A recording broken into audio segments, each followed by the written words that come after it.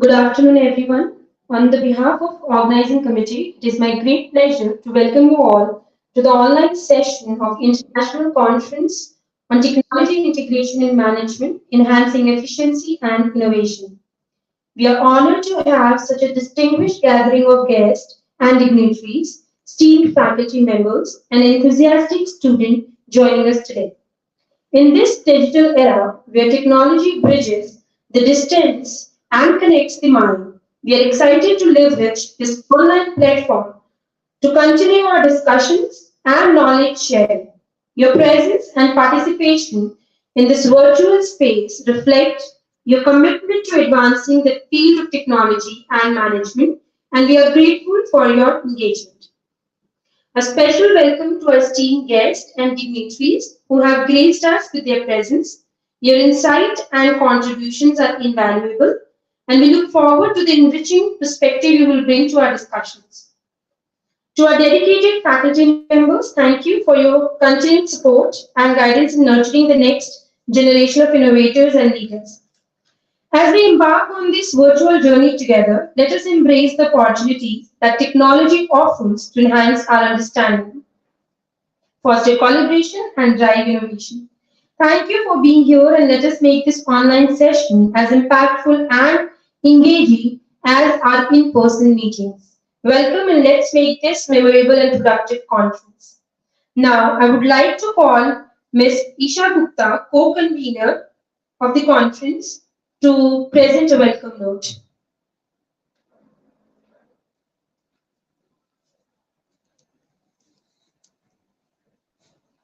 Thank you, Jyoti ma'am.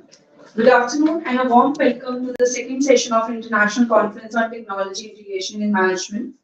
Thank you, Team ICTIM, for providing me this opportunity. I, Isha Gupta, faculty IITM, extend heartfelt greeting to all guests, dignitaries, faculty members, and dear students for joining us today.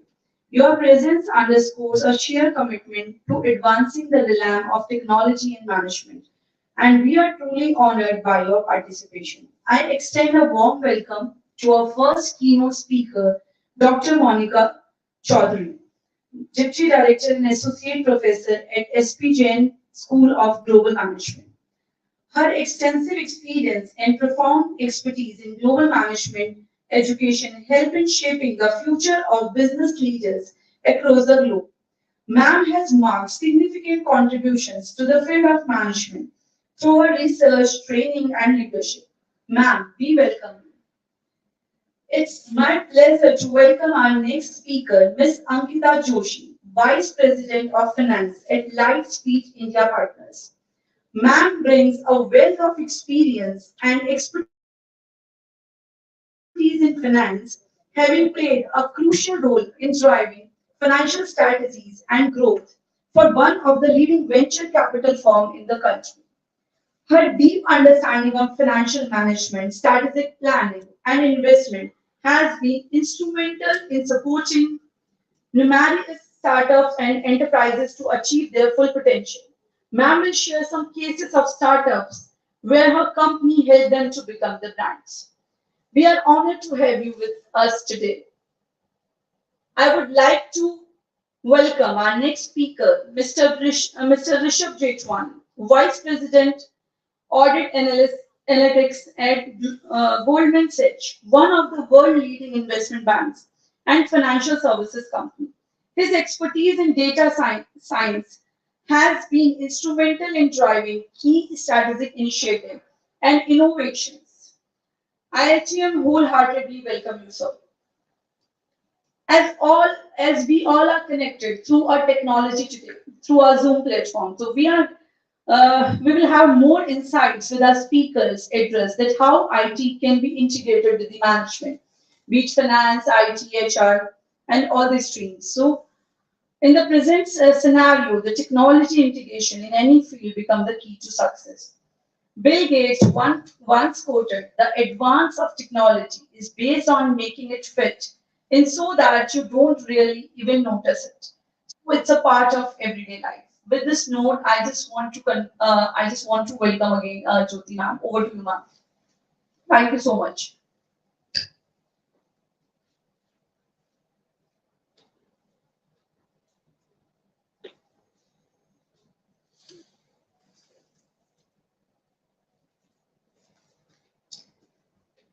Thank you, Isha ma'am. It is my great pleasure to introduce our distinguished keynote speaker for this online session, Professor Monica Chaudhary. Professor Chaudhary served as the Deputy Director and Associate Professor at SP Jain School of Global Management, an esteemed institution with campuses in Dubai, Mumbai, Singapore, and Sydney. Her extensive experience and profound expertise in global management education have made her a pivotal figure in shaping the future of business leaders across the globe. Professor Chaudhry's illustrious career is marked by significant contribution to the field of management through her research, teaching, and leadership. She has adeptly navigated the complexities of the global business dynamics. At SPGen School of Global Management, she has spearheaded numerous initiatives aimed at fostering a cutting-edge educational environment. Her insights into the intersection of technology and management are particularly relevant in today's rapidly evolving business landscape. We are honored to have you here, ma'am. Join us today even in this virtual setting, to share her invaluable knowledge and experience, please join me in welcoming Professor Monica Chaudhary with a warm round of virtual applause.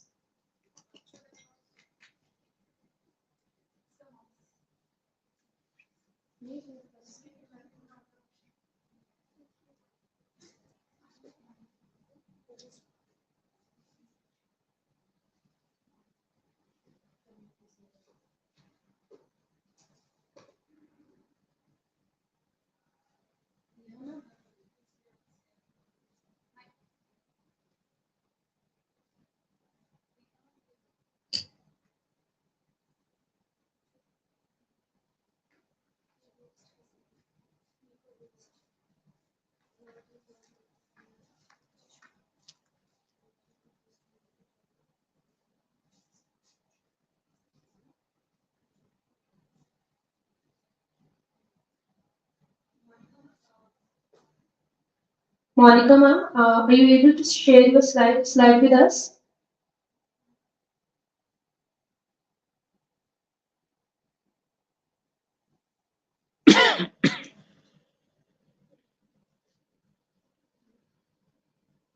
Okay, ma'am, thank you. Over to you.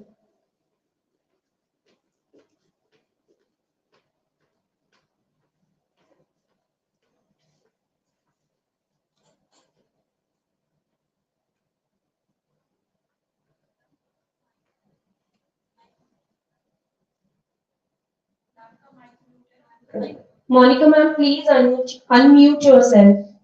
We are not able to hear you.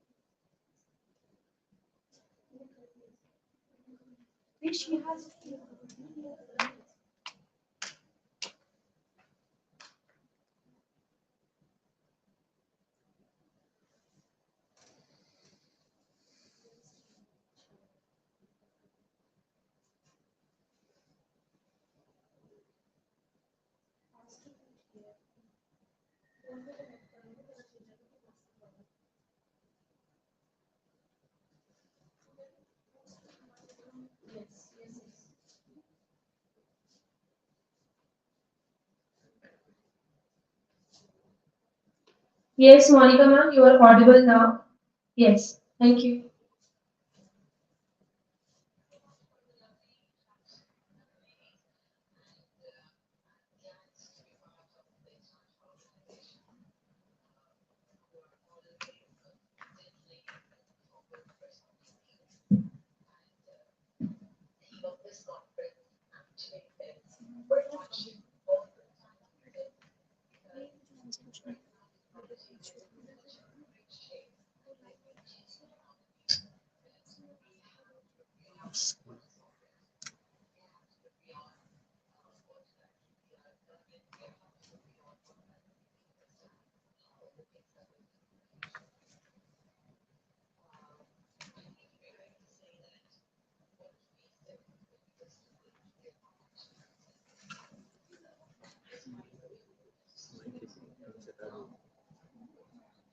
का mic है, उनका mic है, उनका mic लगा दूँ?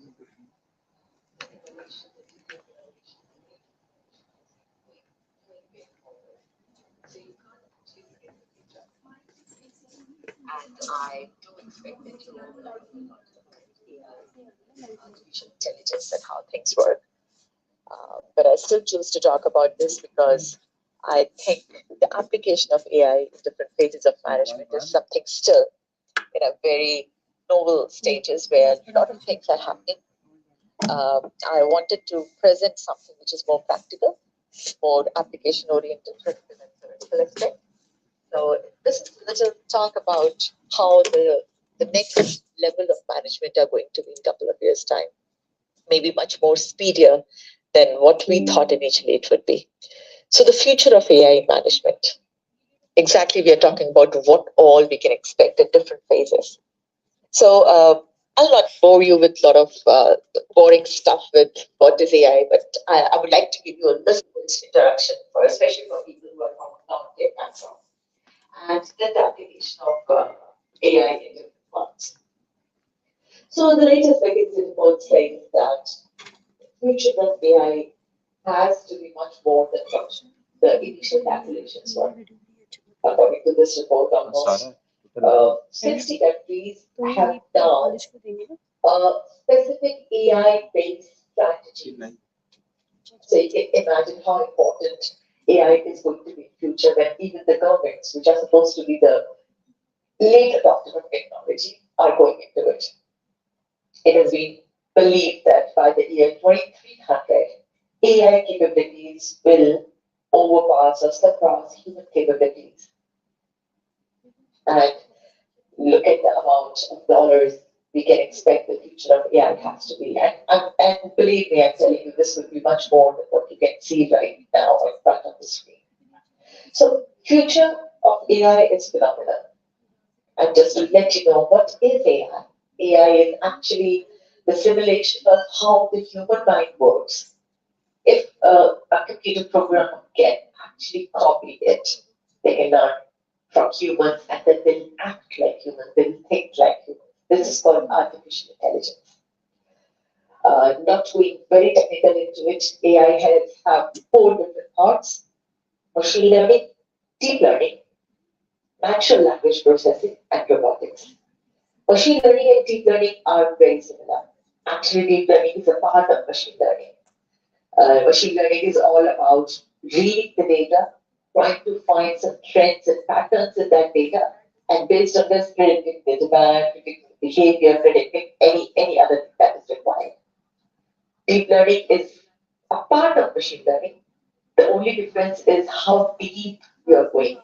If machine learning takes care of thousands of data points, deep learning will be taking billions of data points. So you can imagine how true that deep learning predictions would be. NLP is all about how the interaction between the computers, the programs, and the humans are going to be.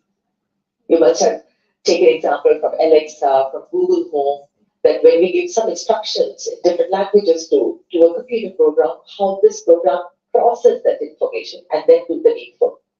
A lot of many things are going on here because not just English, there are so many other languages all throughout the world globally and how it will do this. And the last component is about robotics, how you can actually create a physical object which runs on a program, but they follow your commands. They are able to do so many intricate things which were at some point of time believed as not possible.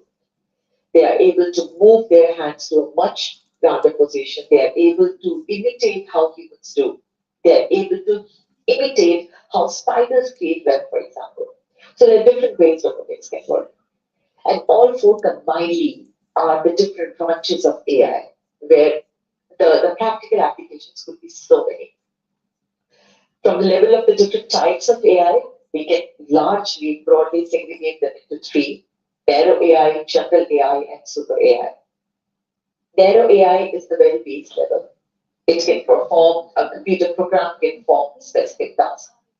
For example, when you have to unlock your phone or mobile phone, it can process your either the biometric or the face recognition. This is the very basic of AI because you have put in all the data about the features of your face. Whenever that face features matches, the camera software recognizes this and it opens the phone. This is the very simple AI. The second level of AI is called general AI, where a computer program has human-like abilities. Like it can solve the problems just like humans do. So, what will, for example, you have a couple of investments and you're trying to figure out how much is the risk in this set of investment versus how much is the risk in the second set of investment. So, just like humans will process this, a general AI program can process this much faster with less errors in making. The last one is super AI. Super AI can actually surpass human intelligence. And I think very soon we will see something in super AI. Currently, I think it's in the realm of science fiction that something like this can happen. We can teleport ourselves. We can actually see a lot of stuff which is going in a different part of the world. Uh, you must have seen this news of a port being opened between, I think, Suez and Ireland, and you can see like what is going on there. So maybe something much more beyond what we can imagine is possible nowadays can happen in super AI. The impact of AI on management has been phenomenal so far, and I can imagine what it's going to be in future. But largely it covers the three parts. One is whatever is the routine task, automate that. So for example, uh, if you want to process a particular data or a particular file in a similar way, you can actually automate a program this. So you don't need humans to open the file, process it, do the spell check, and then rename the file and save it. But a simple program can do it for you, whatever is routine.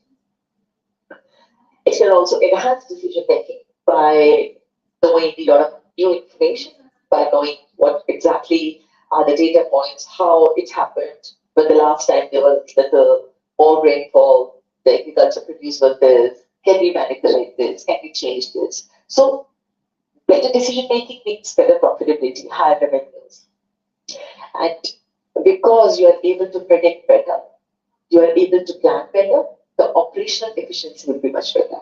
There would be less errors, there would be better supply chain. If there be better supply chain, the manufacturing is working well, and the delivery of items, of raw materials, of supplies are going to be perfectly well. So there won't be a time where you don't know how much is going to be demanded, how much is going to be supplied, because everything is going as per the plan. So these are the three broad areas where AI in management can help. Again, uh, there are a couple of other things that we need to see which can actually help in management. For example, data analytics. We all know that data analytics is selling like a hot cake right now. Every other uh, student would love to get into analytics because data science and scientists are high in demand and people would like to hire them because predictive analytics is solving a lot of things. Predictive, as we know, predictive is like what we are trying to guess to the best of our understanding what will happen in future. In management, in business, predictive analysis largely means we talk about predicting of sales, predicting of revenue, predicting of demand, predicting of rates, and most of things. Chatbots are another very high representation of AI in management. You can you must have seen when you log into a website or any other online space, whether it's social media, you can see those little bots coming up and trying to help you. They welcome you, they ask your name. Sometimes they ask you to drop your queries, and then a real person calls you. Sometimes they actually provide you a lot of answers themselves. This could also be done for a routine task. And then, of course, we have virtual assistants like Alexa. Recently, Starbucks also have their own virtual assistant. They can actually take orders of coffee with certain specifications. I want it hot. I want cream on the side. I want cream on the top. I want a little bit of caramel. And humans can make errors. And a virtual assistant can actually help you taking care of all such intricate details with perfect efficiency.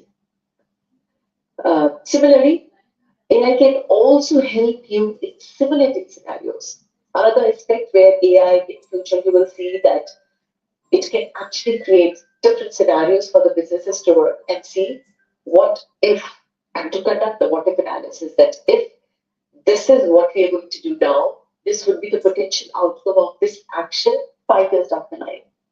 These kind of dummy scenarios can actually help in deciding the actions today. This is also something which could be very phenomenal using AI, because AI can process that much of huge big data, which is actually not possible for human minds to do it. Okay.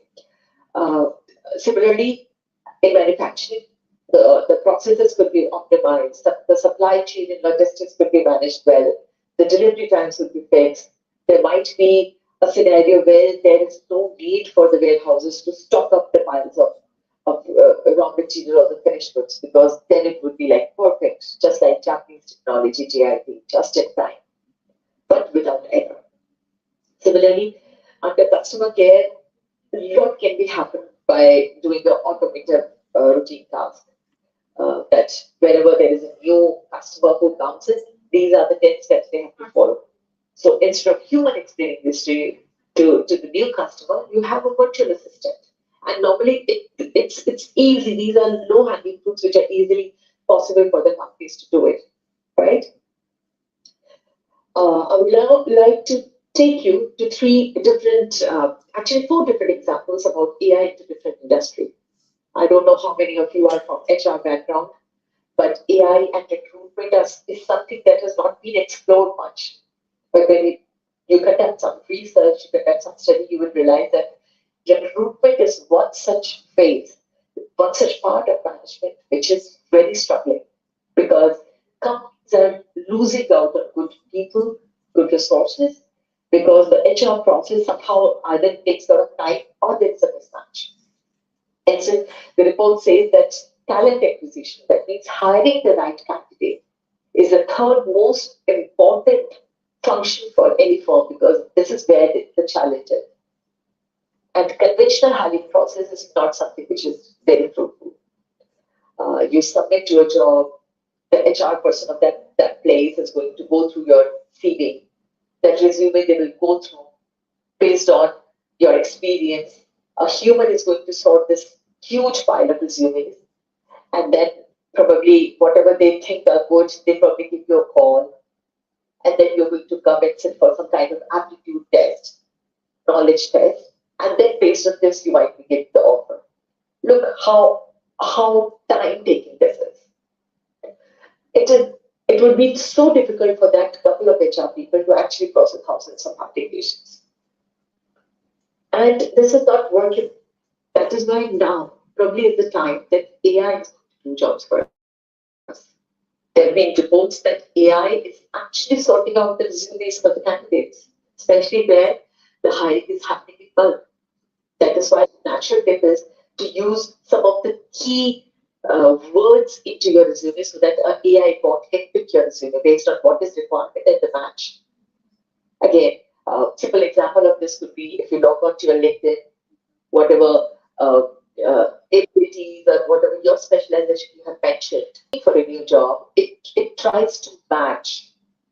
So login of a HR person will see that this with this job, this candidate is 70% match. And based on this, the candidate is being called upon from an automated message. So be very smart how you want to do it. It is not going to happen in the future. Uh, uh, in a late future, it's very much right now here, right? uh, IBM's AI, it's called Watson, is actually doing this much better than what we thought it could be done, right? Similarly, chatbots could be placed to provide apt feedback for the successful and, more importantly, for the unsuccessful candidates. It has also been observed that one of the problems that failed candidates has with the organization is that no proper communication has been sent to them that, okay, you have been called for this interview, but sorry, you have not been recruited. Nobody gets this mail most of the time. And even if they get this email, no proper reasoning has been given to them that, okay, we were looking for these abilities. how you guys missing it. Just imagine a chatbot coming to you and saying that, sorry, this time you're not being successful in getting this job because we were looking for these 4 points and your resume is missing on these 3 points. How fruitful that would be. And this candidate, even if you have not chosen this person is going with a positive feedback to know what needs to be done to get such kind of jobs. I think this is the need for the hour. It will increase the brand value of the organization, the trust value of the organization, and nobody is ripped off. They're going to come back once they have that kind of capabilities to this. Another industry where AI is phenomenally a game changer would be tourism. The whole airline industry, hospitality industry, a lot of things are happening with relation to AI in tourism. Uh, I try to collate a lot of stuff on this so that I can give you a very presentable picture. In tourism, largely AI will be helpful under 4 categories: forecasting, experience, pricing, and of course promotion. For forecasting, a good AI software can actually help you in forecasting the demand for the hotel rooms, the demand for particular items, the demand for the airline ticket, depending upon the days, month, year, festival, seasons, and whatnot. If a hotel knows that these are the days where I will have more requirement, then I can plan well. Based on this, I can price them well, right? If there is more demand, less supply, price goes up. This is simple economics. And of course, hotels know this. That's why you can see that the price trends changes on the weekends. The price trend changes if there is a long weekend coming up or there's a festival or a particular occasion coming up for the different places. So AI can help in forecasting. AI can also help in experience enhancement. There are a lot of things which are going on in augmented reality. I don't know if you have heard of a virtual tour company. And one of my friends shared something about this to me, and I was like laughing. I would not like to go with a virtual tour. Who would love to see Eiffel Tower through a virtual tour? Why not do it in real, right? But then he gave me a different perspective. He said that, okay, probably you don't, but there are definitely a good percentage of people who would love it. I said, who will love it? It's all about money. If I have money, I'll fly out to Paris and see the Eiffel Tower. He says that many people are disabled. They can't do this. And then suddenly, the whole market opened in front of me that, okay, yes, this could be true for all those people who have some health issues, mobility issues. They can't walk, but they would like to experience what is it to walk around the Eiffel Tower in the night, or how does Taj Mahal looks from inside. And virtual tours are in, there is a need for them, right? Similarly, pricing and promotion, AI can actually help a lot. Uh, Perfect recommendations.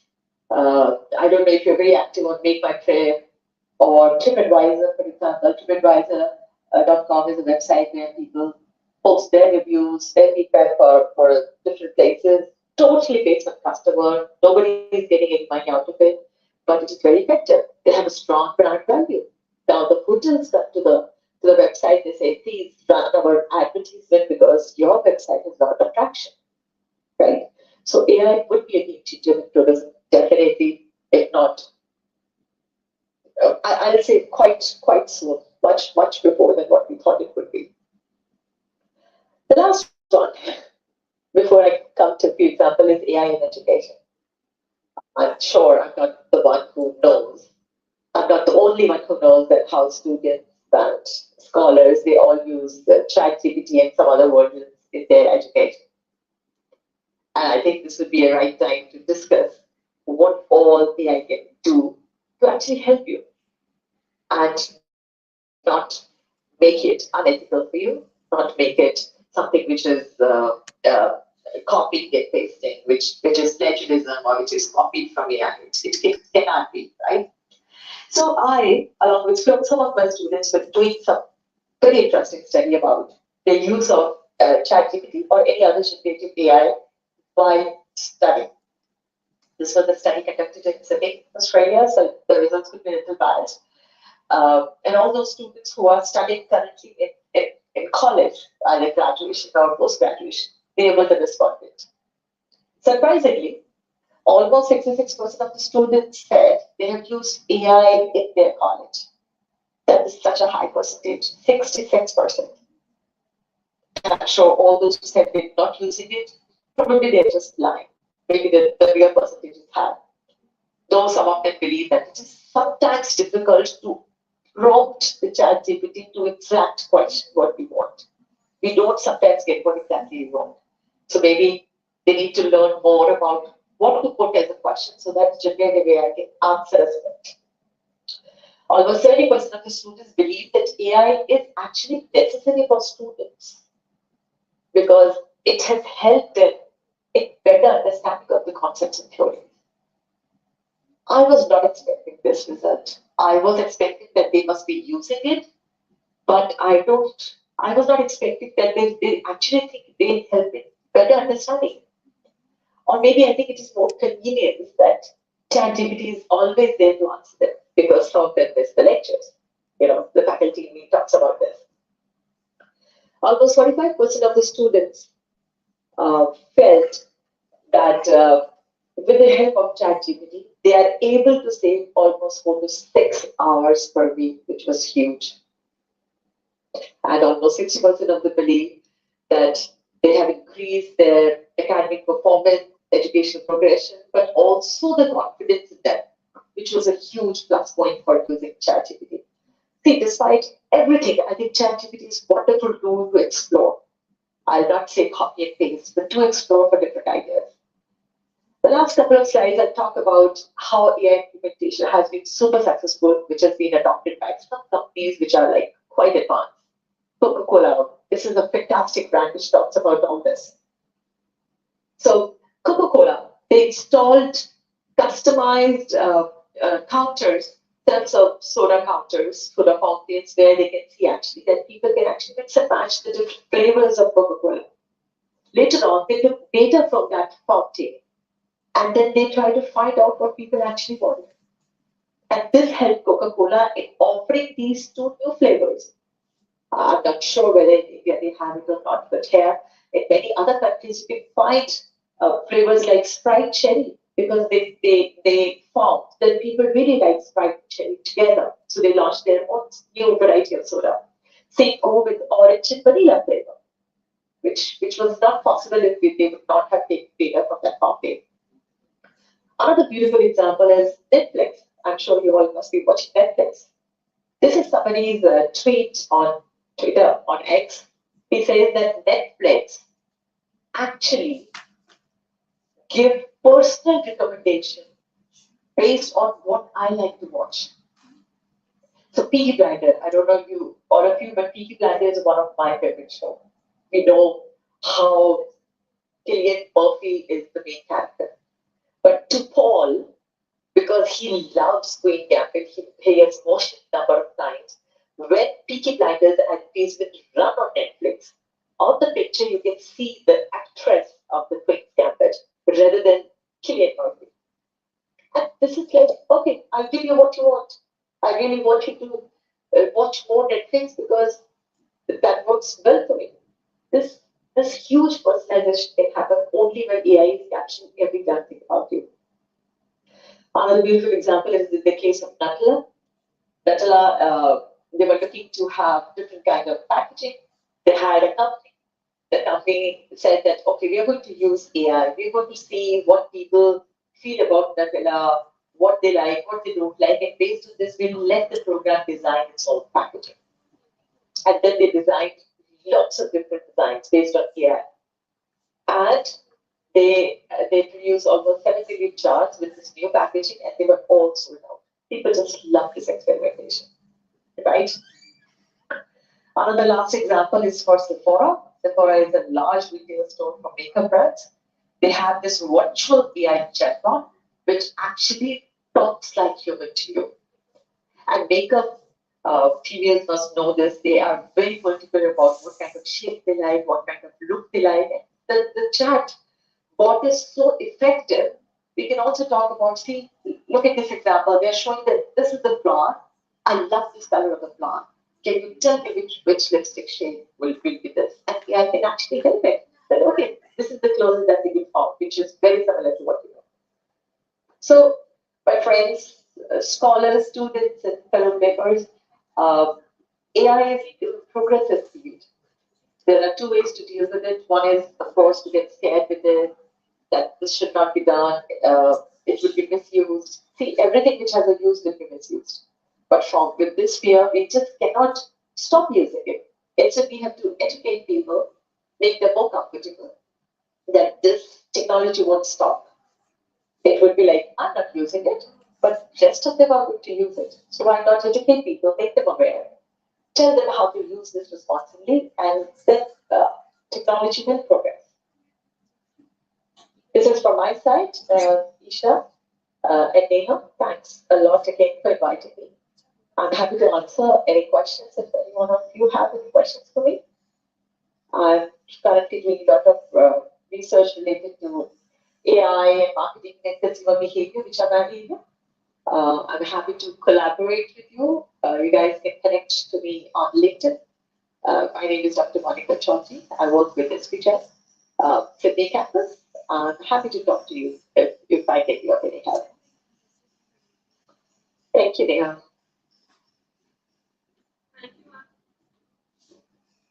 We sincerely thanks Professor Monica Chaudhary for her enlightening address, and thank you for offering the collaboration and sharing the insight for all of us. And your insight and expertise have greatly enriched our conference. So thank you for sharing your valuable knowledge with us today, ma'am. Thank you. Now it is my great pleasure to introduce our distinguished keynote speaker, Mr. Sriram Sampath. He is an SAP.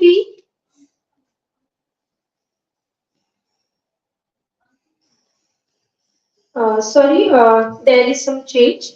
It is my great pleasure to introduce our distinguished speaker,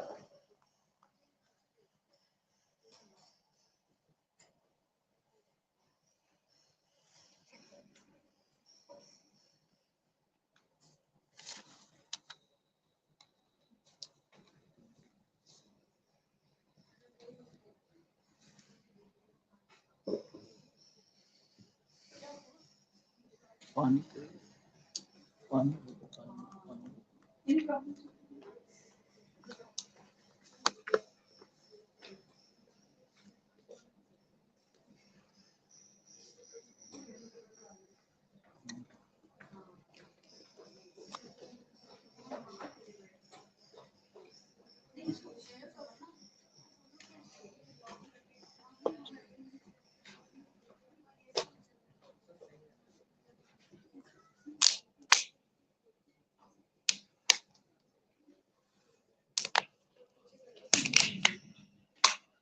I hope I'm audible to all of you. There was some technical glitch.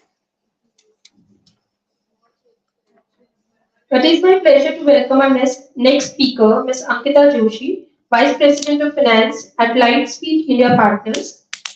Ma'am brings a wealth of experience and expertise in finance, having played a crucial role in driving financial strategies and growth for one of the leading venture capital firms in the country. Her deep understanding of financial management, strategic planning, and investment has been instrumental in supporting numerous startups and enterprises to achieve their full potential. Ma'am will share some cases of startups where her company helped them to become the brands. We are honored to have you here with us today, ma'am. I would like to have a virtual round of applause for ma'am. Over to you, Ms. Ankita Joshi, ma'am.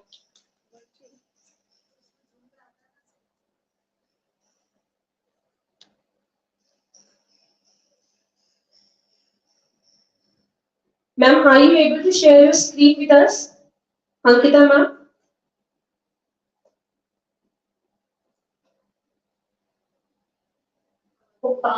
Hi, Neha. Thank you for the introduction. I think I won't be sharing the screen today, but I would just like to take this opportunity to, run the audience through what I do and how my journey in a decade and a half has, impacted by technology and particularly lately by AI. Thanks to the speaker before me, I think he set up a brilliant context around how AI is kind of interfering in our daily lives in every sector that we see today. So it was an amazing session. So moving on from that, I think I'll just take things from it. But first, I would just like to introduce myself and tell the audience here about my journey. I have immense admiration and respect for the young minds who are probably the future innovators and entrepreneurs of and being part of this group actually makes me extremely energized. Like the Gen Z would say, the virus sort of electric, right? I would just like to touch upon a few snippets of my professional journey of being part of the corporate world for almost close to a decade and a half now, and how tech has played a role in shaping that journey, and how moving on to my current industry that I'm part of, digitization and heritage scale.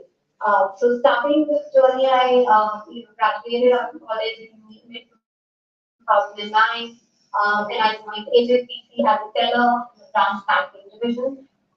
For those of you who are not aware what a teller does, a teller is an employee who has responsibility for handling customer cash, instruments, etc., etc. So after 1 year of sort of dealing with customers, angry customers day in and day out, while trying to resolve their money matters every now and then in the bank, it sort of taught me resilience and how important it is to know your customer and how important it is to be close to your customer. Now, if we put that in context today, right, we have several fintechs serving customers across across the industries, and now the transactions happen actually at the click of a button. So, for example, if you have an HDFC account, you probably just look at your phone now and you have an app downloaded there and transfer money through it. So technology has become an integral part of our day-to-day life, where on a click of a button, things happen, and info comes in. Or if I want to go from let's say an X to Y place, or if I want to get service done at my house, I probably look at an urban plan, to provide me that. So I think technology has transformed the way we live, the way we interact with each other, and the way our choices are being molded, right? So moving back to my journey, when I got an opportunity from HSBC to work with one of the biggest management consultancies of the world, that's McKinsey. In McKinsey, I was part of different finance profiles, from compliance to tax to FP&A, financial planning and analysis for the firm. That was the last profile that I did, wherein I actually did a lot of financial transformation, financial digital transformation for the firm. To make sure that we are equally equipped in terms of technology and improving in terms of how we look at data across at scale. So I think that definitely helped me to make faster decisions and our leadership come to terms with what's happening quicker.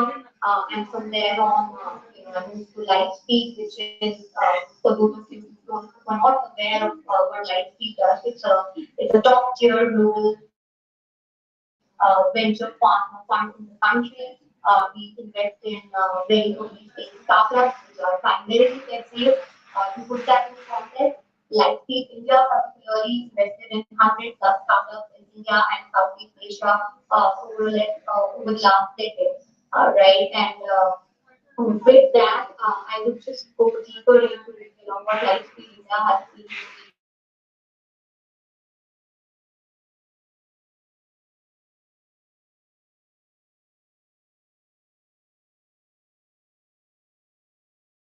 doing in the next 6 to 8 years.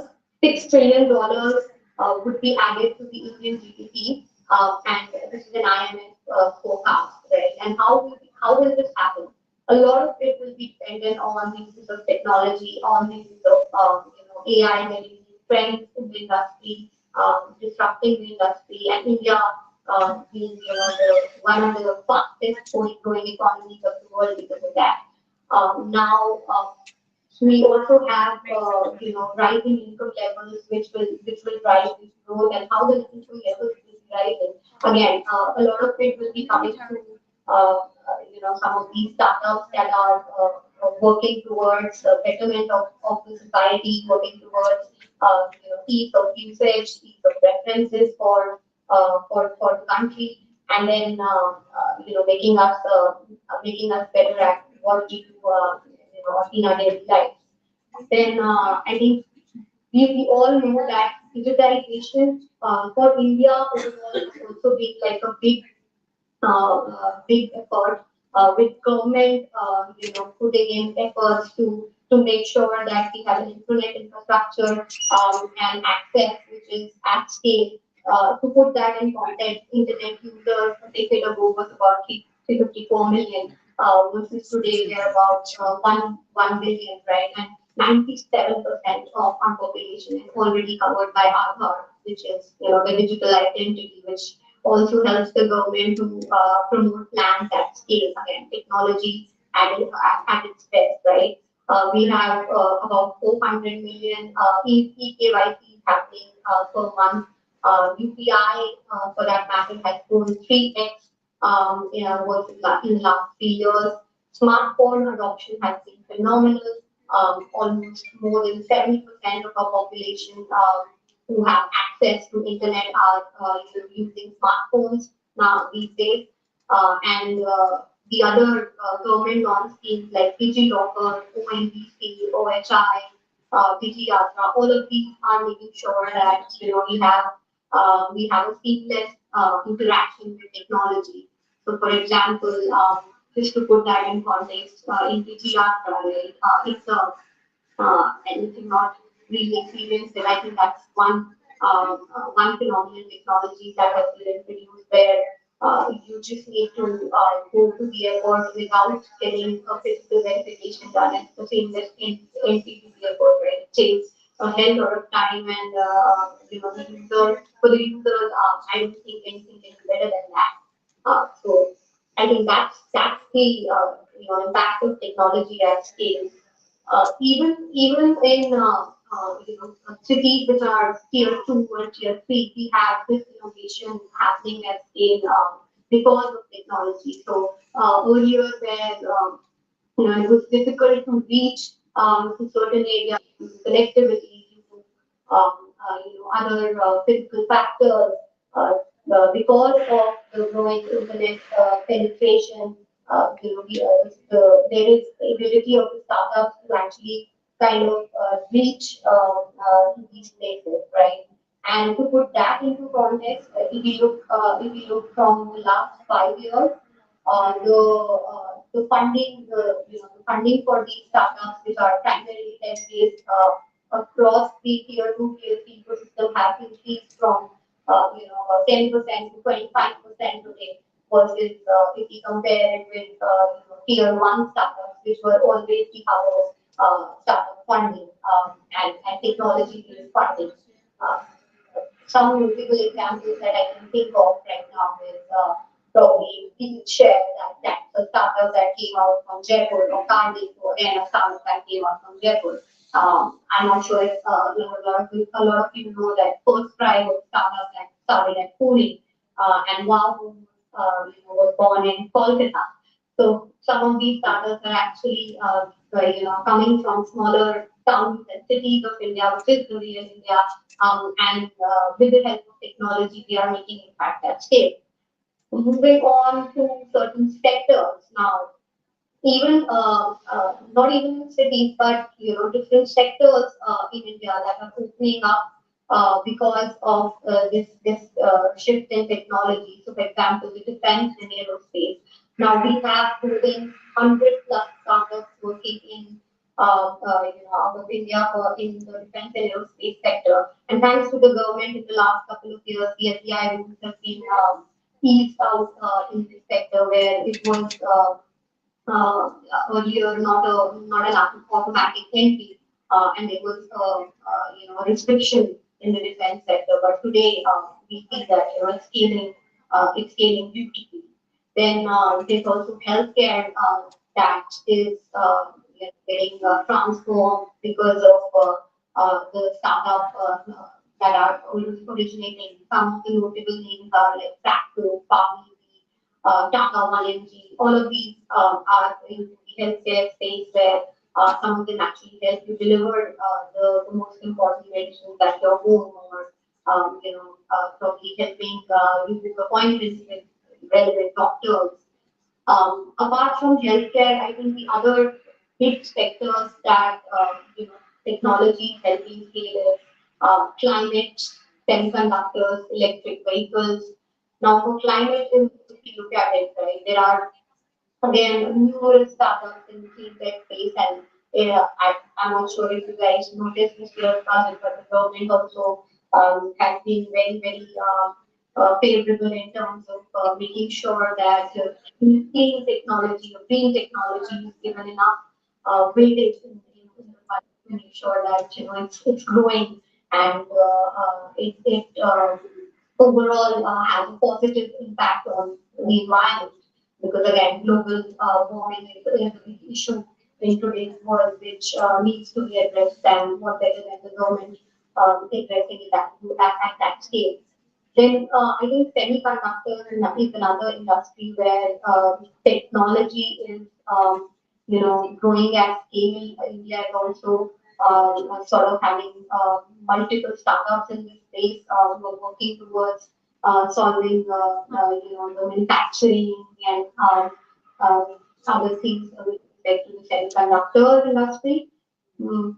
And then finally, electric vehicles. And EV is one big sector where a lot of innovation is happening.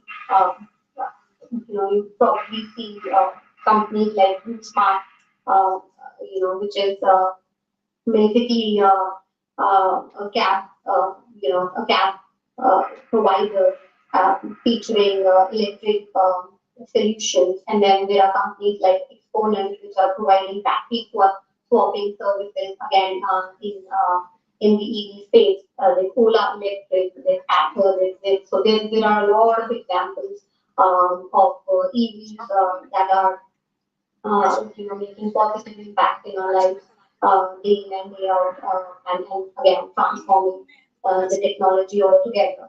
Now, my previous speaker touched on AI touching different sectors in terms of different use cases. I would also just like to touch upon a little bit for of how AI is impacting gaming, content, social networks, or EdTech for that matter. And improving respective efficiencies of those sectors by manifold. So, for example, gaming, we have startups like MPL, Team11, Toast. All of them are using AI to, increase the efficiency, reduce cost, and making sure that we are building on games based on consumer preferences. Content, again, there's Pocket FM, there's Showpal, there's Page. These are some notable startups which are working towards, uh, content that probably would be choice of the user in today's day and age. Then social networks like ShareChat, Facebook, Insta, all of these are actually using AI. Again, AI algorithms to make sure that the users are getting what they would like to view or what they would like to see.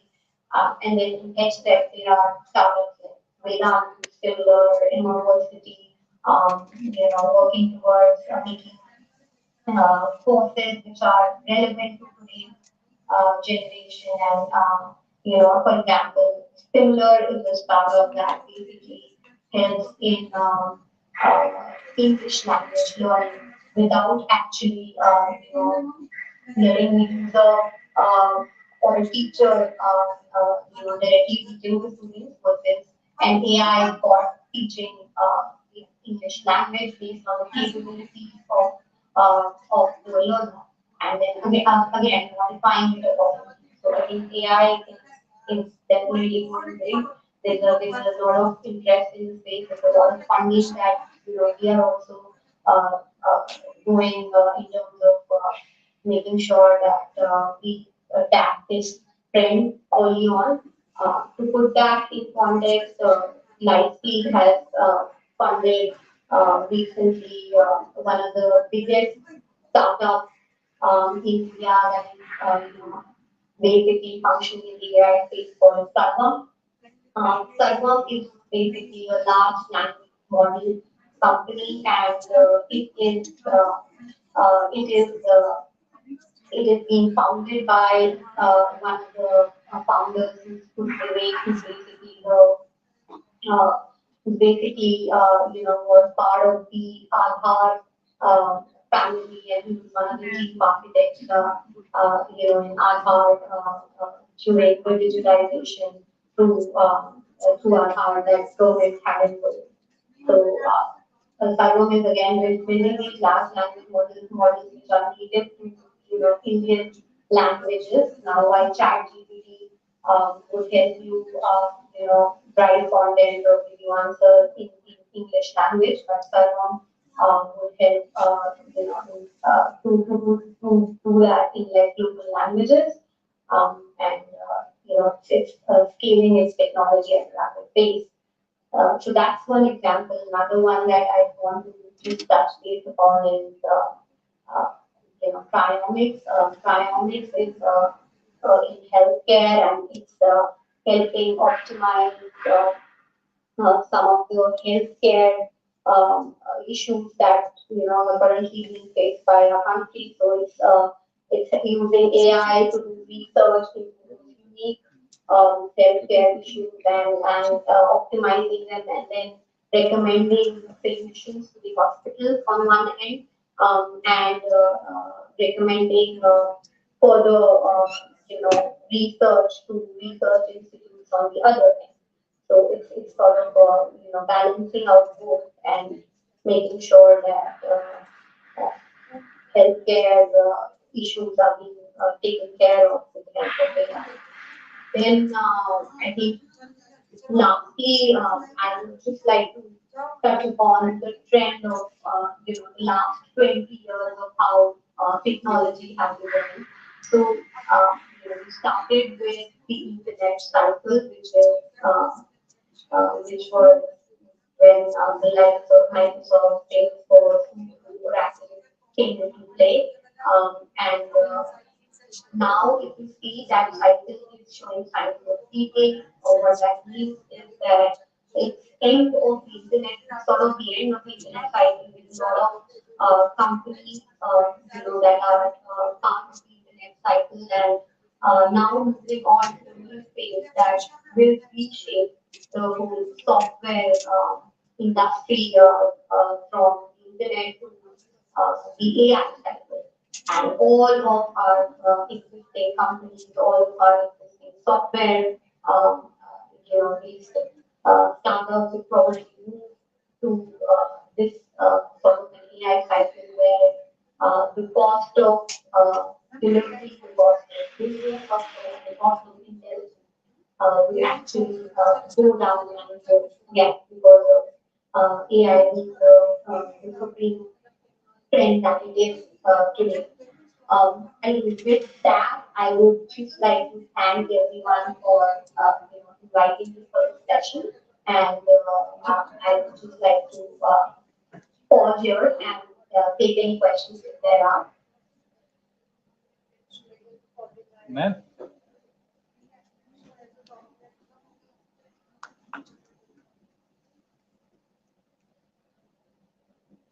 Thank you, Ankita Joshi ma'am, for your valuable insights on EV and the changing economic scenario. So I will just give that to the host, Neha.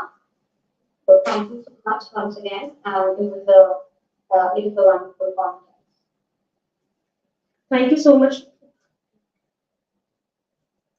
Thank you so much, Ankita Joshi ma'am, for the invaluable insight about the changing economic perspective and scenario. Now, it is my great pleasure to introduce our next distinguished speaker, Mr. Rishabh Jethwani. He is a Vice President in Data Science at Goldman Sachs, one of the world's leading investment bank and financial services company. His expertise in data science and analytics has been instrumental in driving key strategic initiatives and innovation at Goldman Sachs. Mr. Jethwani completed his B.Tech from Guru Gobind Singh Indraprasth University, where he laid the foundation for his technical expertise. He further honed his skill by earning a master's degree in business analytics, equipping him with advanced analytical capabilities and business acumen necessary to excel in the dynamic world of finance. At Goldman Sachs, Mr. Jethwani has been at the forefront of leveraging data science to enhance decision-making processes, optimize operations, and deliver impactful solutions across the various domains.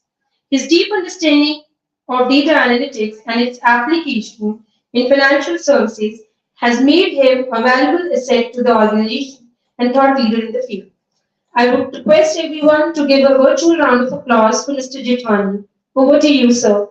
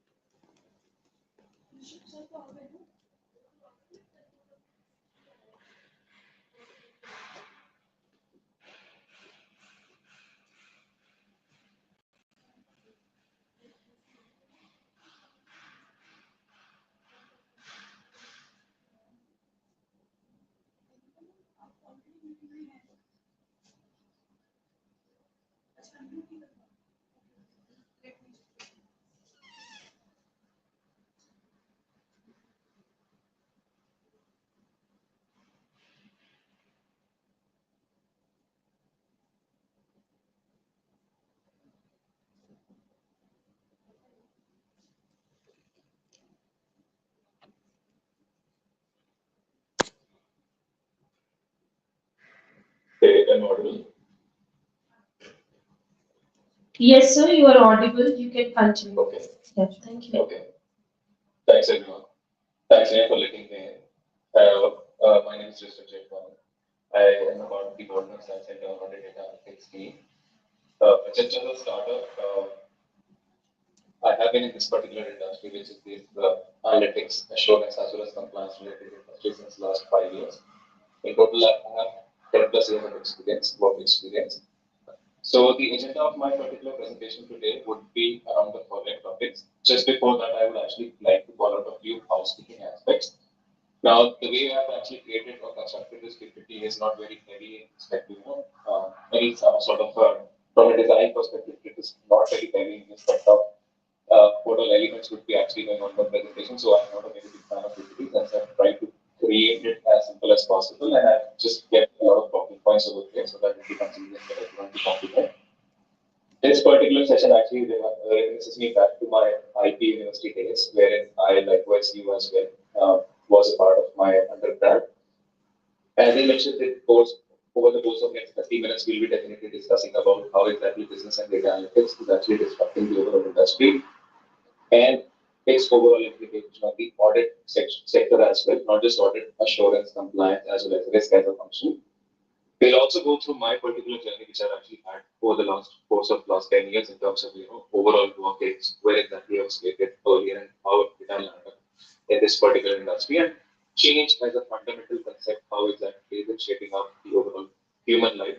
The change could very well be associated to, let's say, your life, your career aspirations, or for that matter, any technology in this structure.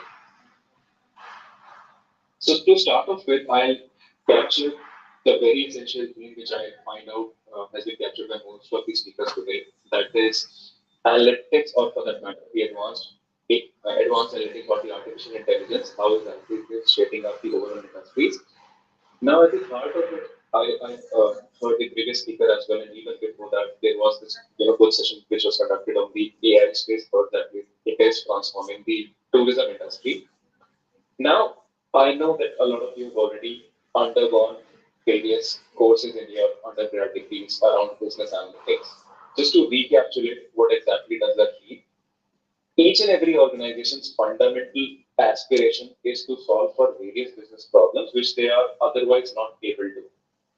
So, for example, as an organization which is, let's say, sitting in logistics, their primary goal is to solve for a problem which is more towards an optimization of aspects. For example, they want to migrate goods from one place to another, and they want to solve this particular problem. The way that it had been approached in prior years is basically organizations tend to latch on to SMEs or subject matter experts who have a know-how of what exactly these problems are, and their decisions were actually driven by the judgment or the bias that they had based on some prior experience that they've already sort of working across various projects or working across various such processes. Another example could be, let's say, I am a platform which is, let's say, for food delivery. My biggest essential optimization problem could be, let's say, who exactly is the nearest rider I should tag that order to so that I can overall minimize the cost as well as make my customer experience to the fullest. Another bunch of problems could be around the e-commerce related platform wherein I just want to get an order delivered to a customer by addressing a various number of problems. These problems could be what exactly is, or what, rather, who exactly are the bunch of my best buying customers, so that I can target a specific bunch of products which I'm, let's say, launching on my particular platform. And for that matter, for my recommended customers as well, or for that matter, my select customers as well, what exactly should be the best product that I need to pitch in so as to increase my revenue. There could be another bunch of problems that we could have from, let's say, the pharma and related industries as well. I, as a pharma company, is going to launch some sort of clinical trial so as to test my drug's efficacy. And I want to have a list or a pool of people against which I can actually test this drug. Again, the essential function over here being minimize the overall risk as well as to maximize the overall gain. Now, to the heart of it, I think all of the problems are actually addressing to one single goal. That is, what exactly is this question that is needed to be asked? As undergrads, I think as business undergrads particularly, I know AI analytics be both on the front of data as well as business analytics are actually causing a lot of disruption. But having said that, there is this essential requirement to understand and address what sort of questions are required to be asked. So essentially, a business analyst's roles and responsibility typically lies with asking or curating these bunch of questions that are to be addressed. As, a, as you can see on this particular slide as well, I, as a business analyst, should ask. And these are the questions that you should ask as a business analyst. Again, there are tools, there are paradigms, there are forums which can actually help you address or get the answers. But at the crux of it, the essential idea is what exactly should be asked. That's the idea that you should relay as a business analyst. Going back to the next slide, we have something as how exactly business and data analytics work together. Now, to answer the question that we had from previous slide, for example, you have this Swiggy related problem or a food vendor related problem, wherein you want to get food items delivered to your customers, and you are actually trying to solve for the same problem. So the essential question can be broken down into any of these six different problems, or rather these segments that we actually have. The problem could very well be belonging to, let's say, a forecasting related problem, text mining related problem, text analytics related problem, or data mining related problem, text analytics related problem, visualization, statistics, and optimization. The question or the problem that we spoke of in the code delivering application is more towards this optimization, wherein we are trying to get a food delivered to the customer in a stipulated time. Any of our data analytics or business analytics problem can be broken down into this six broad, concepts that are actually laid over here. What all could be the problems that we can actually solve in the forecasting space? Let's say I, in the real estate space, want to forecast how exactly my prices for a given area should be shooting or for that matter going down in the near future. In data mining, the classic examples could be, I think everybody has smartphones with themselves, and then they can see like if at all they pick up the smartphone and look at it, the phone unlocks by itself, right? So all this facial recognition, doing some sort of an analytics or machine learning on top of your data to understand and also answer a bunch of questions comes under this ambit of data mining. Next comes the category of text analytics. I, as let's say a platform called as text, or for that matter, I as a platform as Meta, I have a lot of textual related data. I have a lot of post related data. I need to make out some sense out of it. All these aspects. For example, uh, yesterday we had that match, right? We had that match for RCB. I mean, we had that match for RCB versus Rajasthan Royals. In that particular thing, what we wanted to understand is the fanatic that is actually drawn towards RCB. Is it having some sort of a bias towards player within that particular team, or people by and large are actually wanting RCB as a team to collectively win? So since we have a lot of blog related data, we have a lot of post related data on such avenues, we can actually tap into it to drive some sort of a text analytics. Next, visualization. Visualization is nothing. As a presenter, as a domain expert, I actually need to bring about these facts to my stakeholders or my SMEs. For that, I need to latch onto a reporting tool wherein I can actually construct all these facts that I've already documented in some sort of framework so that it is easier for other person to as well understand. Classic example, in case of let's say credit card, everybody, and most of you would have definitely have a debit or a credit card. So let's say there have been some sort of a spiked transaction which is not in line to the overall transaction history that you kind of have for that particular product financial instrument. So it gives you an instant email or an SMS, right? That seems like this trading activity of other kind of transactions. It looks like it is suspicious. So for all such tracking mechanism, one can actually create a visualization tool to see how exactly they are shaping up. Next, as I mentioned, this graph effectiveness testing would come under this ambit of statistics, wherein you are just comparing two drugs with each other, just to see like what exactly is the drug which is efficacious and what exactly is the population of the sample that you have tested it against. Optimization we have already discussed.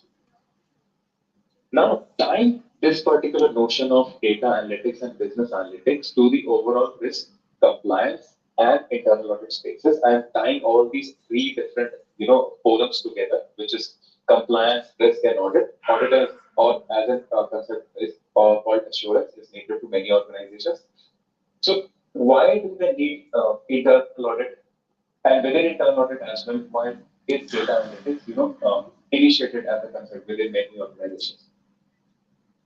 So, by and large, all these internal and external audit firms, external audit firms, for example, let's say Deloitte, KPMG, all the big fours which are out there, and even the internal audit segments that were residing within an organization, largely dependent on their native approach, which was basically testing out a few controls. These controls that they tested for were limited to only a sample selection. They want to expand their horizon, and instead of testing a control on sample basis, they want to capture the overall population of the data that is sitting, so that there is no data pointer which is kind of missed. And in order to capture that, if there had been any abnormality, when exactly did that happen, and who exactly has spread that particular abnormality, if everything needs to be captured, you need to perform the 100% sample size. Having said that, as I mentioned, the statistics, or for that matter, any of the ML approach which was residing way back, I think all the statistic approach, or for that matter, these models have been trained way back in 1800s and 1900s. Then why exactly are we seeing this advent now? It's just because not just the algorithms have come to the fore. It's also because of the compute power. If you look at the overall cost of semiconductors, it is declining year on year, as well as people acquiring the overall skills around machine learning and AI is also increasing. So it is not just that these algorithms or these frameworks have been created now or have been created overnight. This is that the semiconductor, or for that matter, the infrastructure which are actually requiring the GPUs and CPUs which are actually requiring you to facilitate or orchestrate all such analytics related exercise are now being recognized by various organizations, and there is a lot of money which is actually going behind the scenes to orchestrate such platforms. So to deal with this, we need, as I mentioned, we would in order be considered using analytics to test the overall controls through the 100% population, be more efficient in terms of auditing controls. Again, not just from a completeness viewpoint, or for that matter, having adoption to this 100% population size which I just stated, you are also becoming efficient. For example, you are conducting an audit which is to assess a particular control in this particular year, and tomorrow, 2 years down the line, you still find, or you're wanting to validate the same control, and in the erstwhile process which was there, I think one would actually have to revisit all the samples, all the controls together. By setting up data analytics, they can set up pipelines which they can revisit after, let's say, a period of 2 years, 3 years. All these automated processes would eventually lead up to the same testing. And if at all there still happens to be some sort of a gap, they can address to those. Develop and deploy continuous monitoring. Now, as I mentioned, audits could be specific to a space. For example, as I mentioned, a control which is to be assessed by a control owner or an auditor. Having said that, I may not look at the same particular control, let's say, till the closure of 2 years down the line. But still, in that horizon of 2 years, I still want to see what exactly are the abnormalities that could be causing on that particular control. And I just want to have a far sight on it instead of dwelling onto it much. I just want to have a far sight so as to see like how exactly this control is shaped up. If at all there is some remediation being done upon it, how exactly is it shaping up? So for capturing all of these aspects, before I'm actually touching upon that particular control from an audit life cycle viewpoint, I need to have a continuous monitoring regime set up. Increase visibility to internal and external, risks. Now, this industry, I mean, as I can vouch for the banking and financial industry, the industry is very volatile. Every now and then we have new sort of risks that are actually emerging. So in order to mitigate not just the internal risks that we actually have, which are, inherited by belonging to a certain industry, the external risks as well. For example, there could be a lot of attacks on an organization from external stakeholders. There could be several factors which decide on how exactly an organization is going to perform from an external lens as well. So to mitigate all such risks and to create some sort of a streamlined aspect so that these risks could be mitigated, you definitely need analytics, and analytics required an internal audit space. Again, the idea that we want to bring about, as the next point says, you're not just liable, or your liability is not just put to your internal stakeholders, even the external stakeholders can very well rely upon the tools that you're developing in, let's say, audit assurance, or for that matter, any compliance stuff, so that one can actually come in and look at it. Classic example, there is this bank in India called as an Axis Bank. They are having their own setup with respect to internal audit. Now tomorrow, RBI, or for that matter, SEBI wants to come into Axis Bank, and then they just want to see if at all there is some malpractice which is continuing in one of the departments at Axis Bank. Instead of looking at the department, they will try to see any audit report that has been issued by the internal function, that is the internal audit of Axis Bank, and then try to take that as a testament to confirm if at all the malpractice is a clear stated picture of Axis Bank, or I mean, just to be concise over here, they just try to see a third vision by taking into consideration the report which has already been issued by internal audit of Axis Bank. Now, this can only be possible if internal audit of Axis Bank itself has created an exhaustive report which captures all the data pointers, all the evidences have been captured very thoroughly over there. So that's the essential idea that I wanted to bring, that any audit function typically relies upon data analytics to bring about an exhaustive report, which is not just crucified for their own department or for their own firm, but even a third party or regulator can actually come in and can be very much comfortable using it. Now, to facilitate any sort of a data analytics program within audit, or for that matter, not just audit, any of the functions within an organization, the steps which are actually required typically crucify into these 5 blocks that we actually have. To run some sort of an analytics, or not just analytics. I mean, that I say analytics, it could be some plain business rationale which one business auditor needs to bring about. They essentially need to have accessibility to the data itself, right? One cannot just go ahead and just make plain simple decisions without actually getting it done from data. So in order to have a pipeline or for that matter, some decisioning instrument created, you need to have it, you have a data pipeline which is required to be set up. So that is where I call it get. You need to get the data.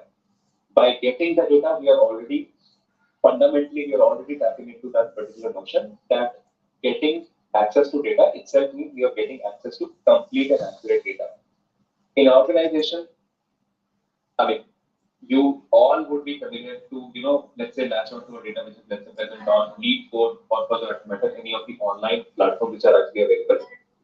Classic example, people to take their hands typically download data which is actually present across these online forums, download it, perform their analysis, and then they feel very proud about it. Like, hey, I can solve for a given problem using so and so machine learning algorithm to so and so data, but that's not how an organization typically works. When I say getting the data, an organization has various divisions within it. Within divisions as well, there are so many departments which are actually working in silos, and you're not anytime assured that the data that you're tapping into is complete, is accurate, or for that matter, is not stale. So when I say getting data, the data that you're tapping into should be complete, accurate, fresh enough so that you have a support or you have an evidence backing it up that your reports are accurate and it's typically or correctly capturing all the controls. This do and think bracket, the next two buckets or the next two blocks, the do and think bucket is where one's skill and acumen comes in, wherein if they are going by the legacy, if they go through this legacy way of doing things, they can easily go to some rule-based kind of scenarios wherein, let's say, a business analyst would come in and mention that, hey, if A, B, and C together happen, we need to make a judgment B. Or for that matter, they can take machines advantage, use some algorithms on top of it, and they can rely upon the machines to come up with this finally, created kind of metrics. So do and think these two brackets are, these two buckets are kept in separate brackets because it depends on what exactly the route we are taking it to. But essential idea is that either a rule-based extension or for that matter, any machine is able to solve this particular problem, analyze. In case of an audit setup, though I mentioned that the machine itself or human intervention would itself be sufficient to actually solve for the do and think related aspect, but we need to validate it. Any of the outcome which is come, let's say from an analytics viewpoint to my machine, I cannot just straight away deploy it and use it for my future reference as well. I need to back it up with something. I need to validate it first. So in typically in case of compliance, assurance and audit, we need to analyze the results that we are actually getting so that we can at least be clarified that the algorithm or for that matter, the data we have used is complete and accurate.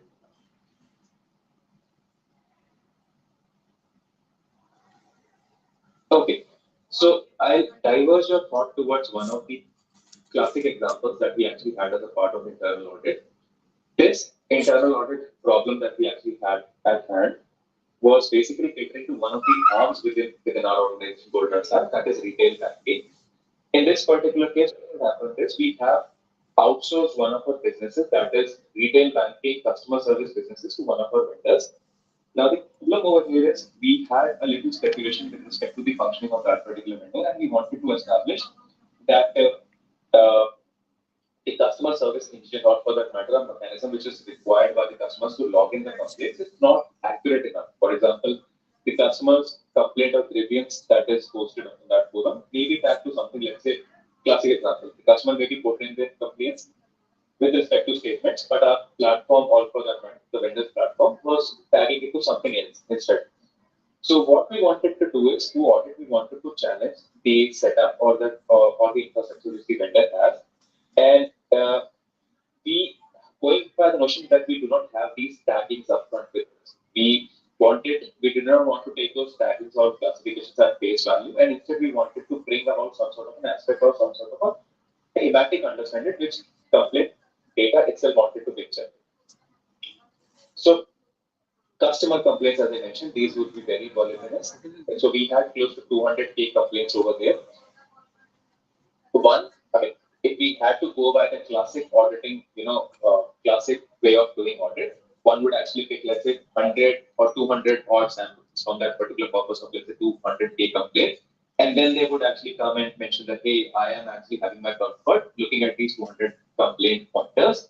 And this is good enough to actually extrapolate on the larger picture, which is the 200 complaints. But we wanted to challenge the status quo over there. We wanted to test it on the overall population, which is the idea that I wanted to bring about from the previous slide. What we did is, and as I mentioned, we are not even taking into account any of the tagging which are pre-created or created by the vendor themselves. We use an algorithm which is or rather a machine learning approach, which is topic modeling to bring about themes. Again, again, as I mentioned, the essential problem which one might have from a business analyst point of view, from a data analyst point of view, would essentially point out to those 6 pillars that we initially spoke of, right?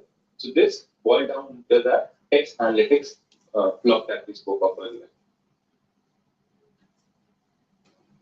The other use cases which also are a part of audit and are very close to me since I've been working upon it for some time is basically as an organization you also want to see your overall expense, your overall cost, and if at all somebody is making some misuse of it. So we have developed a platform which actually uses in a lot of our data, which is in-house data, that is the employees spend related data, and we're calling it as GTE, like give travel and expenses, just to monitor if someone as an organization is actually misusing their funds to actually go ahead and make spends across forums, which they ideally should not. Transaction surveillances. This is a very classic, not just Goldman Sachs, but any organization would actually have, any banking and financial organization would have some sort of an engine developed on top of transaction surveillance. So in internal audit, we have developed our own native transaction surveillance or transaction monitoring system as well, which takes into account all the transaction related data which has happened. I mean, we are tapping into all the transactions retrospectively. And then what we are trying to assess is if at all there have been any red flags in, which were picked off in the past, is our tool as well corresponding to the same, or if the previously developed tool is not, capturing all of the transactions and alerting some sort of a breach which has happened from a surveillance viewpoint. Access and entitlements. Now, in any organization, people will have access to a lot of things with respect to having physical accesses, virtual accesses. Through IA, we just want to establish that all the accesses or entitlements which have been provisioned to our employees are correct in nature. There is not any single person who's actually having any of the entitlements which they ideally should not have. The next point that comes to my mind is this: know your vendor or know your third party. An organization is largely dependent, not just dependent on their employees. As I mentioned, we also outsource for a lot of our activities. For example, in your colleges as well. Let's say this cafeteria related activity or the cafeteria related setup is outsourced to some sort of a vendor. So when you're onboarding a vendor to your organization, you need to ensure that they are actually complying to a lot of norms. So this comes to this particular area, let's say third party. That's what it is stated, right? Know your third party, KYC. Similarly, you would also have in banking and financial. It's all the more reason to actually have a customer related, know your customer related aspect as well covered in a banking and financial organization, just so that you're not onboarding any client who may at a later point in time, let's say delinquent turn, let's say a fraud. Deployments, whatever applications that are deployed in an organization, you need to check them back if at all these deployments which have happened are actually happening at a correct point in time. There are no failures. If at all there have been failures, the adequate workloads take out and then the action was taken. Conduct and supervision. Each as a part of it, it's a very critical and imperative function of internal audit to holistically see each and every department and just try to see, let's say I sit in India right now. I am assessing from an audit lens, I am assessing one of the departments which is in US. I just want to establish from a conduct and supervision viewpoint, everything is actually happening appropriately in that particular department. Now, what all metrics that we get from a business auditors, from a business analyst lens, again, let's try to think what all metrics we can cover over there. You can see the people who are actually belonging to that particular department from a supervision viewpoint. These people are actually logging into their respective desks at a given point in time, leaving at a given point in time, completing their training, their overall performance, their compensation, all you want to see, all these indexes you want to see from a conduct supervision point of view, right? So IA largely many of the organizations and especially banking and financial organizations typically focus on these areas. There are other areas as well, but they typically focus upon these particular areas to check data from an audit viewpoint. Okay, now I think I highlighted a bit about this earlier as well. Each of the presentations that we actually had before that spoke about how exactly advanced AI is actually shaping up with their respective spaces. Now, as a use case which is actually happening from an advanced AI perspective within Goldman Sachs, both from an audit, I'll cover both an audit use case and a non-audit use case. So within an internal audit as well, one of the use cases that we are actually targeting to solve is, okay, one thing that I actually wanted to bring about is audit department, as I mentioned, are required to be deterministic with respect to their data. Like any of that brings us to the particular analyze block that we spoke of earlier, right? In that overall workflow of the analytics that we have in IA. So we have to be deterministic. So any of the outcomes that we're producing, any which way requires some sort of a manual intervention to get it. So essentially in audit at Goldman Sachs, what we're trying to solve for in the IA space is to solve a problem which is more around the reporting construct. Now, for each of these audits, just give me a minute, sorry.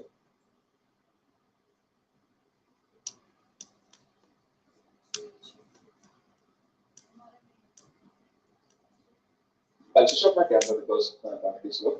Okay. Now, for each of these audits, there are auditors who are actually developing their respective reports as well. And through Gen AI, what we want to solve is we want to automatically create these reports instead of one auditor requiring or needing, feeling the need to actually create these reports. Whatever evidence that they want to transfer to pick it up in, let's say, next audit life cycle, they can use largely rely upon these engines that we are trying to create to automate and curate these reports.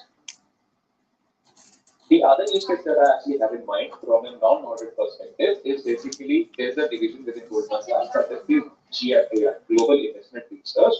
What they typically do is, so there is this, forum in Goldman Sachs which is called as the Asset and Wealth Management, in which Goldman Sachs provides its services to the high net worth individuals by sending them out periodic reports and periodic posts mentioning that hey, this product seems to be lucrative and increasing exposure in the market. Why don't you just go ahead and put your money in this particular product? So what GIR or Global Investment Research Group is trying to solve is they are instead of one requiring to build these reports which are sent to our clients, they are automating everything. So they are inputting all these data pointers from Bloomberg and curate these reports and sending across to their clients.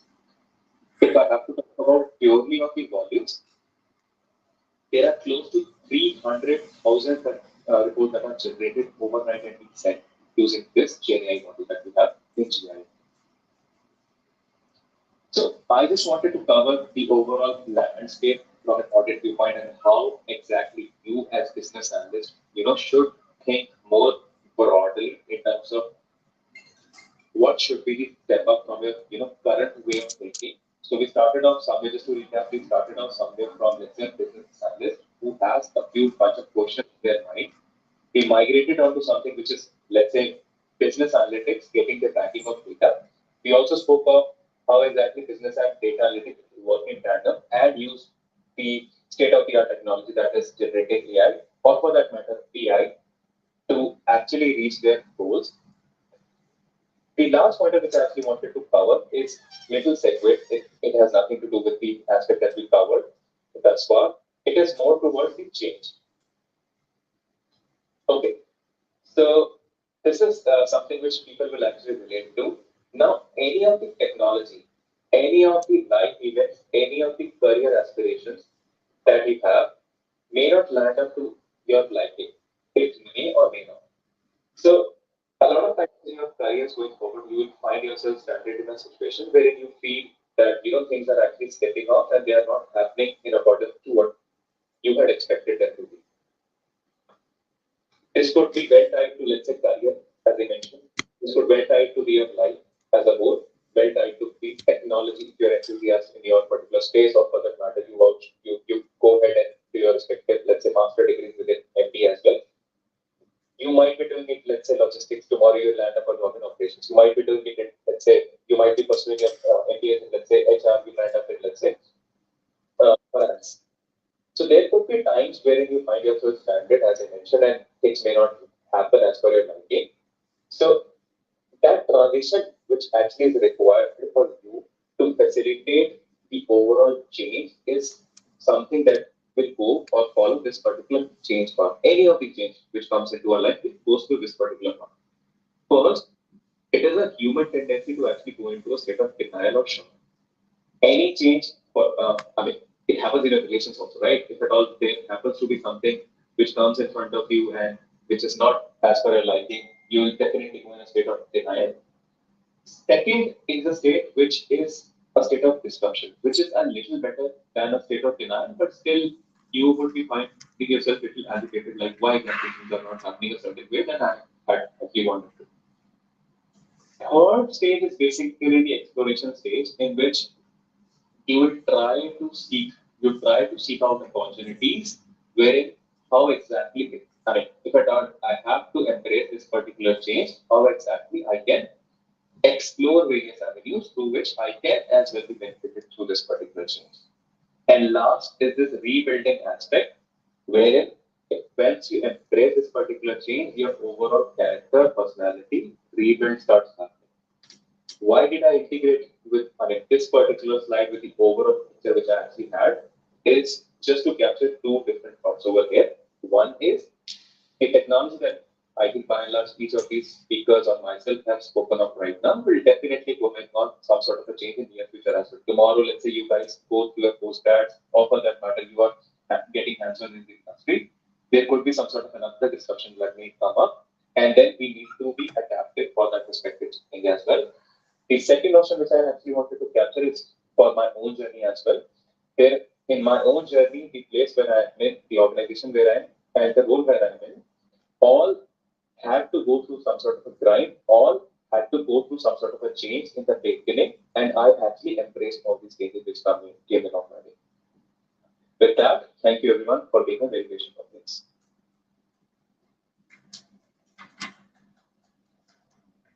Thank you so much, sir, for your insightful knowledge. Now, I would like to invite Head of Management Department, Professor Dr. Renu Sharma ma'am, for valedictory session. Have a huge round of applause.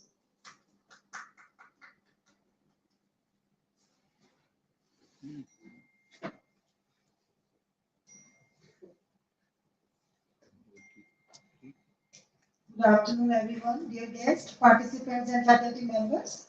I am delighted to deliver the valedictory address for today's international conference on technology integration in management, enhancing efficiency and innovation, organized by IITM in collaboration with Career Launcher and Sense of Tech Private Limited. The idea of this conference was conceived in the month of December 2023 by IQAC coordinator in consultation with the director. The theme of the conference was aligned to the vision of our Prime Minister Viksit Bharat, whereby all citizens of the country are invited to contribute their ideas and perspectives in shaping the Viksit Bharat by 2047. This conference is touching the technology aspect in making the Bharat Viksit. In the inaugural session of the conference, the guest of honor, Dr. S.P. Sharma, Chief Economist, PhD Chambers, talked about the state of Indian economy and geopolitical condition. He emphasized that we should invest more in agriculture sector to boost up the manufacturing base. The keynote speaker, Mr. Santanu Patnaik, talked about generative AI, the future of productivity. Sir defined generative AI and explained it. He also told that it is going to change our thought process. He also told about the components of the generative AI. The guest speaker of the session, Dr. Idamati Kaur, Ontario, Canada, deliberated on use of AI in recruitment rewards and challenges. She explained the AI tools like Nia and Hireway, which are used for scheduling and assessing interview by analyzing facial expression. The chief guest of the session, Shri Kaustav Rajputji, Assistant Director, Ministry of Mines, talked about the role of technology in Viksit Bharat, and it is up to us as a citizen of our country to use it effectively. The first speaker of the second session, Dr. Monica Chaudhary, Associate Professor, SP Jain Global School of Management, talked about the future of AI in management. She explained the component and types of AI and how AI can be used in decision making, like automation of routine tasks, enhanced decision making, improved operational efficiency, and predictive analysis. The second speaker of the second session, Ms. Ankita Joshi, Vice President, Lightspeed India Partners, highlighted the remarkable journey of India in the field of digitization. Mr. Rishabh, Audit Analyst, Goldman Sachs, the third speaker of the session presented on analytics for audit. He explained how a business problem can be broken down into small elements to solve it with the help of analytics. He also told the audit analytics model. Approximately 70 papers were presented in 5 different tracks of the conference by academicians, researchers, and students from various colleges of IT University and Delhi University, out of which 25 papers were received from different universities of Bangladesh, Kerala, Punjab, Gujarat, Mumbai, and Goa. All the accepted papers will be published in the form of conference proceeding, and few selected papers will be published in the special issue of UGC Care Listed Journal, Journal of Business Studies, JBS. Overall, the conference was a grand success. That's all from myself. Thank you so much.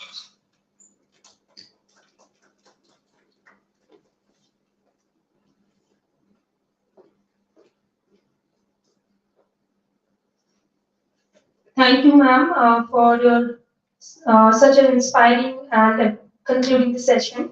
Now, I would like to invite the co-convener, Dr. Seema Chaudhary, ma'am, for a vote of thanks.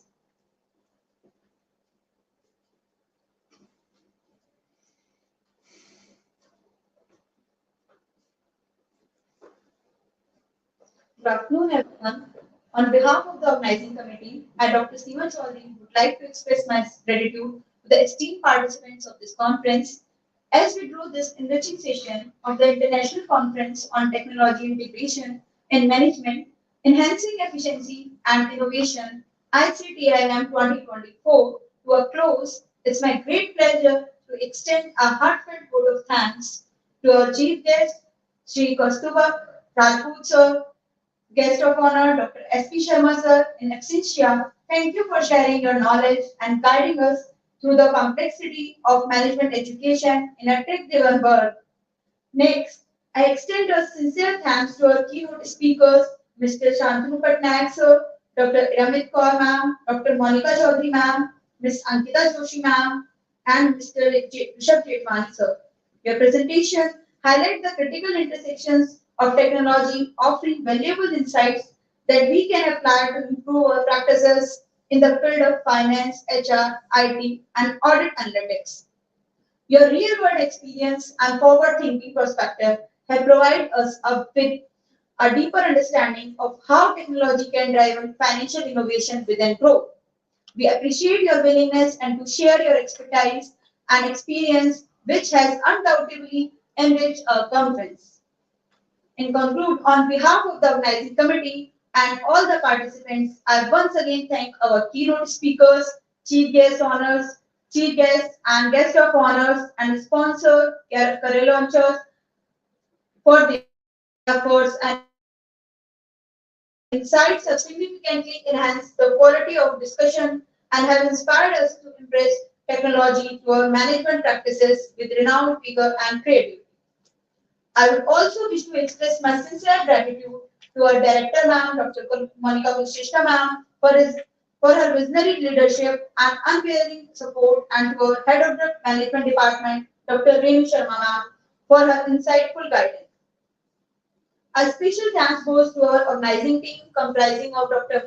Mohita Mathur ma'am, Neha Gupta ma'am, Isha Gupta ma'am, and other faculty members and technical session members, whose meticulous planning and seamless executions have ensured an engaging a smooth experience for all participants. Your dedication and hard work behind the scenes have been crucial. To our esteemed guests, faculty members, and students, thank you all for your active participation and enthusiasm. Your engagement and thoughtful contribution have made this session interactive and impactful. As we conclude today, let us carry forward the spirit of collaboration, innovation, excellence, and inspiration gained. May the idea exchange here continue to inspire us to push the boundaries of what is possible and create a bright future for all. Thank you, all of you. We look forward to continue this important conversation and collaboration in future. Thank you so much.